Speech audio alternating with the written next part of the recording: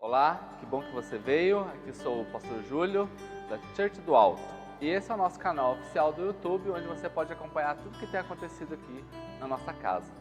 Aproveite, se inscreve, dê o seu like, curte no botãozinho do sininho aí, para você receber todas as notificações do nosso canal. Muito obrigado e continue nos acompanhando pelo Facebook e pelo Instagram também. Beijão no coração, tamo junto. Glória a Deus. Eu quero que você abra sua Bíblia ali em Juízes capítulo 11. Diz assim: era então Jefté, o gileadita, homem valoroso, porém filho de uma prostituta. Juízes 3, lá no 12, fazendo um favor, Henrique.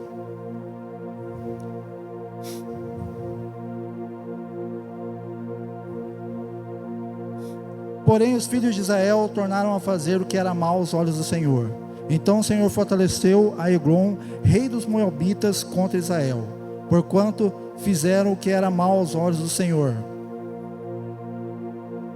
E reuniu consigo os filhos de Amon, os amalequitas, e foi e feriu a Israel, e tomaram a cidade de Palmeiras, né? E os filhos de Israel serviram a Eglon, rei dos Moabitas, 18 anos. Então os filhos de Israel clamaram ao Senhor, e o Senhor lhes levantou um libertador, a Eude, filho de Gerá, filho de Gemim, homem canhoto. E os filhos de Israel enviaram pela sua mão um presente a Eglon, rei dos Moabitas. Somente até aí. Queridos, em Juízes capítulo 11, no versículo 1, há uma palavra que muito me encantou, e é o que eu quero ministrar para vocês. Prometo que eu vou ser breve. Diz assim: era então Jefté, o gileadita, homem valoroso, porém, essa é a palavra, porém, filho de uma prostituta. No caso de Juízes 3, Eude, ele era uma pessoa canhota. Não estou falando de política, ele era canhoto mesmo. E o canhoto, uma pessoa canhota, naquela época, naquele momento, o significado era uma pessoa fechada, incapacitada, amarrada, que tirava a vida. Dentro desse contexto, eu quero te dizer que Deus, ele tem um plano, independentemente do seu porém.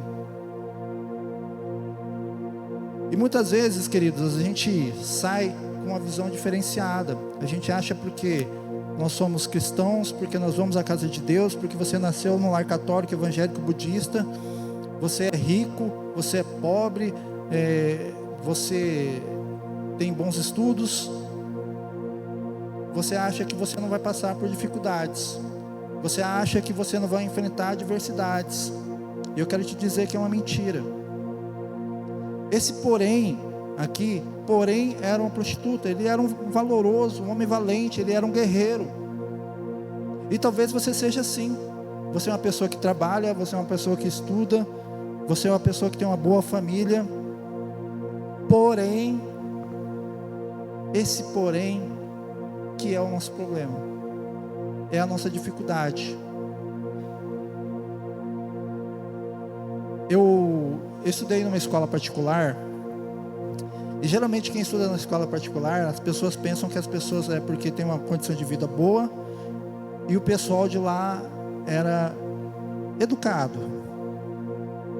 Essa é a visão. Porém, eu fui expulso da escola, das duas escolas que eu estudei. Eu morei num bairro do lado do Jardim Anhá, que até hoje tem uma má fama. E nesse bairro lá, na Anhá, todos os meus amigos usavam algum tipo de coisa. E a maior parte deles morreu, ou por um traficante, ou porque estava bêbado demais e bateu o carro, ou porque tiveram uma overdose. E eles eram de famílias boas, porém, naquele momento, eles estavam perdidos. Naquele momento, eles não tiveram um encontro com Deus. Eu me lembro de um menino chamado Erasmo, que era um dos guris que eu mais gostava. A gente ia na EBI, domingo de manhã, cara. E a gente ia lá, cara. A gente não estava lá presente de corpo e alma e espírito. A gente ia lá. E esse menino, a mãe dele sempre falava para ele: amar a conversação corrompe o bom costume. E ele ouviu aquilo lá durante muitas vezes, que a mãe dele falou, porém ele não entrou dentro do coração, não entrou dentro da mente dele. O Erasmo, com 17 anos, ele foi assassinado com 7 tiros na saída da escola. Você está falando: ah, Marcelo, isso é para me emocionar? Não, cara, não é para te emocionar, não é para mexer com você. É porque eu estou te falando que é um porém dentro da sua vida. Eu não sei. Você veio para cá, você foi convidado por alguém, o Espírito Santo ministrou no seu coração, você chegou até aqui. Porém, às vezes você está passando por um tipo de dificuldade. Às vezes é a ausência do seu pai, às vezes é a ausência da sua mãe, ou seu pai e a sua mãe moram junto e tem um relacionamento complicado, ou a sua família está desempregada, ou porém você sente saudade de uma pessoa que morreu, ou porém o seu relacionamento, o seu namoro não é um namoro santo, um namoro digno, ou porém te tocaram quando não podia, aonde não devia, ou porém você é louco de pedra e você faz tudo aquilo que é errado para chamar a atenção. Esse é um porém que em nós ele precisa ser mudado. Às vezes você acha que você não é capaz.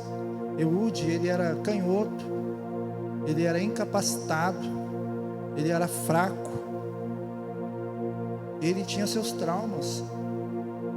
E talvez você chegou nesse lugar com esse mesmo sentimento de incapaz, de frustração, com o sentimento de que você não vai conseguir, que você não vai conseguir chegar, que não vai avançar, que vai estagnar no mesmo lugar que você está. Você sabe que algumas vezes na nossa vida a gente está prestes a conquistar, cara, as melhores coisas do mundo, e de repente por um deslize nosso, por um vacilo nosso, a gente não conquista. Às vezes isso está sendo repetido nas suas vezes, várias vezes. Você está chegando, aí de repente acontece algo, você não consegue. Você caminha mais um pouco e você não consegue. É porque há um porém dentro de você. Talvez as feridas que estavam no seu coração, na sua alma, pela sua infância, há um porém. Algumas vezes eu falei que, para quem não sabe, gente, eu sou adotado. Os meus pais biológicos, eles faleceram. Mas eu não tenho nenhum tipo de problema com isso. Amém? Eu tenho uma irmã biológica linda, maravilhosa. Ela entendeu o que era multiplicação, por isso ela teve 5 filhos. Glória a Deus. E eu tenho uma irmã adotiva, que é a Suelen, linda, maravilhosa também. Mas algumas vezes na minha vida, eu falava que os meus pais eram os piores pais do mundo. Porque quando eu queria um abraço, os meus pais me davam um brinquedo. E quando eu queria um brinquedo, meu pai me dava um abraço. Eu nunca entendi essa lógica. Mas eu entendi. Depois que eu fui para a igreja, eu comecei a entender o que é paternidade. Que Deus é o nosso Pai. É aquele que supre todas as nossas coisas. Eu entendi que meu pai estava me preparando. Porque não é na hora que eu quero. Não é na hora que eu desejo. Você vai orar e vai falar: Deus, muda a minha vida, e amanhã Ele vai te dar R$1 milhão com a Ferrari. Não, não vai. Há um tempo, há um processo. As feridas que foram criadas em nós por um motivo ou por outro motivo, esse porém, ele precisa ser curado, ele precisa ser tratado. E Deus, que é o nosso Pai, que nos ama de uma forma incondicional, Ele tem cura para você. Ele tem cura para a sua vida, Ele tem cura para as suas feridas. Ele tem cura para a sua família, para a sua casa. Ontem, a Pamela falou aqui, a gente está fazendo o jogo conjunto, o ID, falando sobre perdão. Meu irmão, como é maravilhoso perdoar as pessoas que nos feriram. É fácil? Não é. Mas é maravilhoso quando a gente entende que a gente precisa perdoar e voltar a amar e voltar a conviver junto, porque isso é o perdão. E Deus, que nos criou, que nos formou, Ele tem algo diferente para a nossa vida. É por isso que nós somos chamados. A Bíblia fala: jovem vos escolhi porque sois fortes, já venceste o maligno. Isso é para a minha vida e para a sua vida. Alguns, porém, nos travam. As coisas, elas parecem como que se fossem como montanhas intransponíveis e você não consegue passar. E às vezes você está sonhando com alguma coisa que você não está conseguindo alcançar, que você não está conseguindo almejar. Por quê? Porque existe um porém.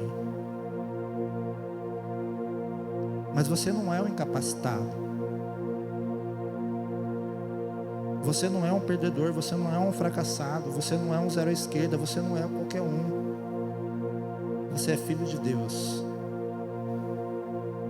E Deus te ama de uma forma incondicional,